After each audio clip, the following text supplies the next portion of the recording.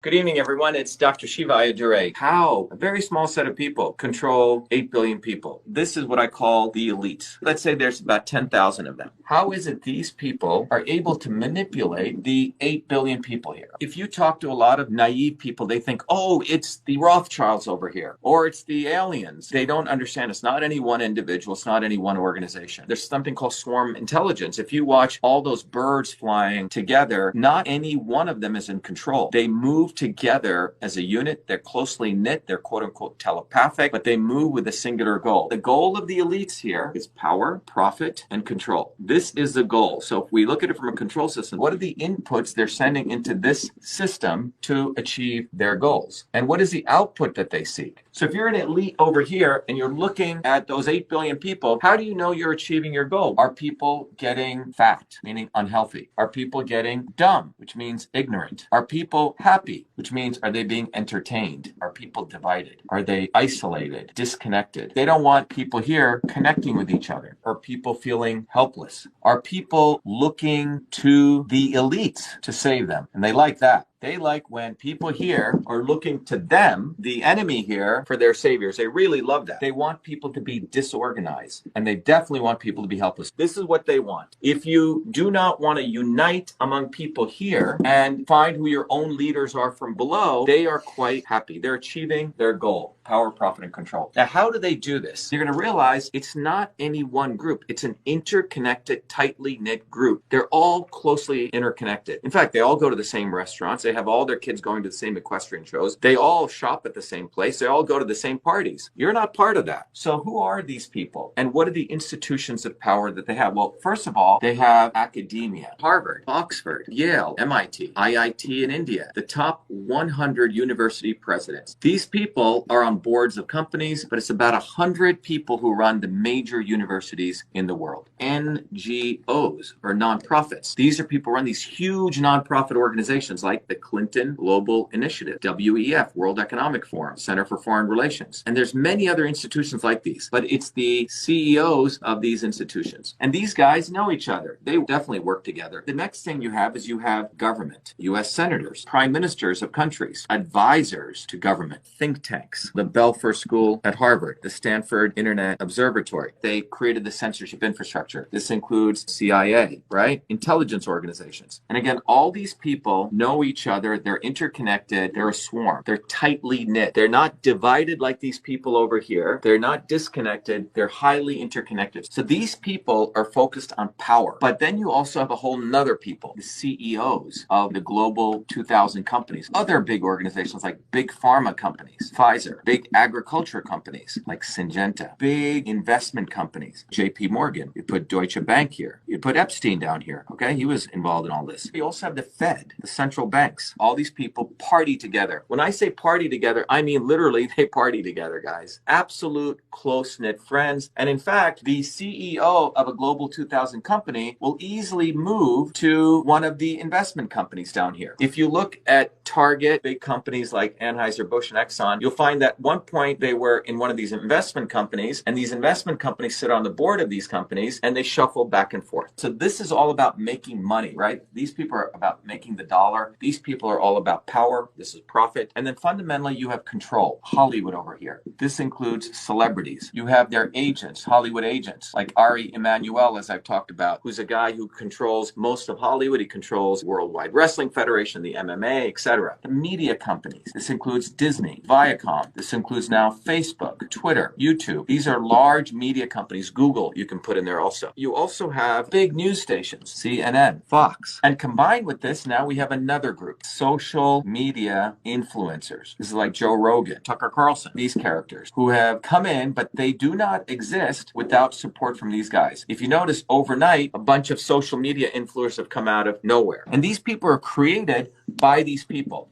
So when you look at this, the academics, the NGOs, the government, the think tanks, the investment companies, the Fed, the big pharma, the CEOs, the Hollywood celebrities, media, social media influencers, and the news companies, and you can even take the top 10 of each one of these, they all know each other, everyone. And in order to manipulate these people, they need front men to manipulate these people with policies. Because what comes out are policies. These are the inputs they put into the system, propaganda. They feed these people purposely, people who they tell them are going to save them, like the Elon Musks or Trump or the Kennedys. Now, who are the people part of the swarm that does that?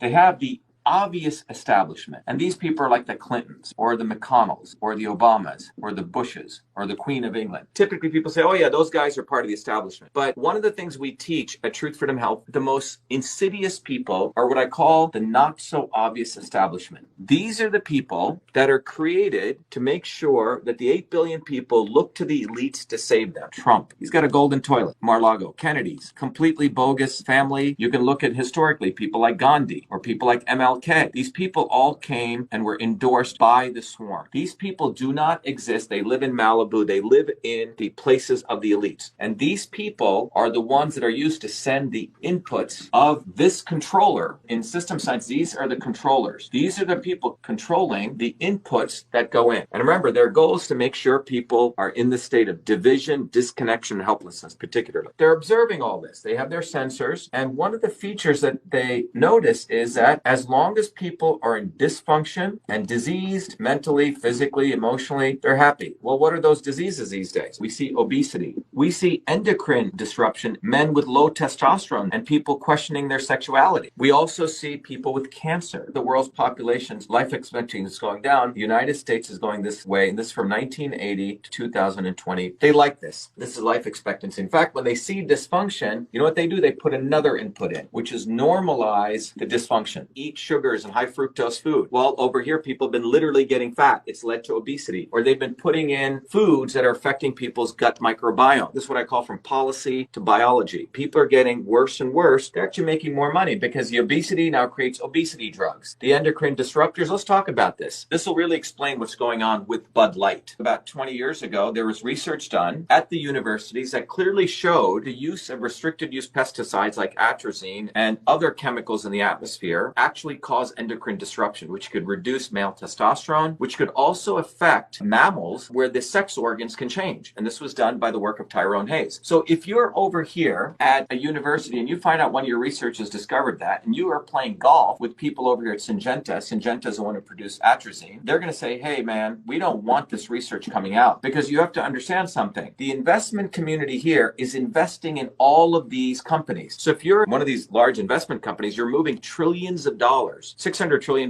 by the way, move through the economy every day. You as one of the elites managers of money, you're moving all this money. You know all of these people. You know the CEO of Target. You know the CEO of Anheuser-Busch. You know the CEO of Pfizer and Syngenta. And imagine that you see, wow, the stuff that we've been creating is causing sexual disruption changes. You're seeing a phenomenon where more and more people are questioning their sexuality. And what you want to do is you want to make sure that the general public doesn't understand this, because if they did, they would awaken to something that's going on from the decisions you made. So you call up your friend, Bud Light, he goes, hey, look, let's run a campaign. Let's normalize trans. Let's exploit a willing person to be exploited like this Dylan Mulvaney. Let's put them on as a poster boy for Bud Light, and let's push them out there because we want the attention to normalize a dysfunction, because the goal is to make sure they don't lose their trillions over in Syngenta. They're willing to take $1 billion hit over here, but they want to save their trillions in big pharma and big ag, because they're all part of the same family. They all do favors for each other. And then again, you would go do it at Target. You try to normalize it because you don't want people over here to understand the bigger picture. But you are interconnected. You could strike deals left and right. Let's do a marketing campaign in here. Let's normalize. Same thing if you can look at what's going on in obesity. All these pharma companies are making big money from obesity drugs, but there's movies on Netflix and Amazon promoting fat people as a norm. What's happening over here, you have people who are pro-fat and people who are anti-fat people. You have people who are pro-woke and anti-woke, and they don't care. So you have a bunch of these idiots writing books against woke companies and anti-woke companies. You have people creating apps, only shop at anti-woke companies, don't go to woke companies. But you guys understand that these guys don't give a damn? They're making money anyway. The investment bankers are going to make money from woke companies and anti-woke companies. But what's occurring here is people are being divided. These guys are happy because they're inputting policies and propaganda. People here are being divided, and that is the goal, to achieve power, profit, control. So as long as these people work together as a swarm to control the policies and the propaganda, and they provide false heroes, and they're using the Trumps, the Kennedys, and Gandhis, all of them who talk a big game, their goal is to make sure that you never understand this, that you keep thinking, oh, Kennedy's going to solve the problem. Trump is going to solve the problem. They don't want you to be leaders in your own communities. They want you to outsource your future to people like Trump or Kennedy because they're part of the swarm. And you keep getting more unhealthy, more ignorant, more entertained. But most importantly, you are divided. People here don't organize themselves to smash these people up. And this is the history of human oppression. They have it down to a system, a goal, they have a controller, they have specific inputs, and they manipulate billions of people to achieve this state. They produce dysfunction. They don't give a damn if you die. The life expectancy in the United States, your children are going to die sooner than you. And they've achieved their goal. They don't give a damn. Do you understand? These people are eating organic foods. They get the best restaurants. They get the best insurance. They get the best health care. And this is what they want to achieve. And that's how they're controlling people. The other way they're controlling you is they want you to keep looking to the elites like Trump and Kennedy and all these people to save you. They want you to look to the swarm. They do not want you to ever support a Malcolm X or a Dr. Shiva or you. They don't want you to become leaders. And this is a goal. As long as you're divided, as long as you're looking over here, you're going to achieve their goal of power, profit, and control. So what's the way out? How do we win? The first way we win, everyone's got to be aware of the science of systems. Without this understanding, there are goals, there are controllers, there are systems, there are intelligence, and there are dumb systems. You are never going to break out of this because you will think everything is, oh my God, we got to talk about aliens and UFOs and flat earth or this. All those may be interesting topics, but they don't come down to the fundamentals of understanding this.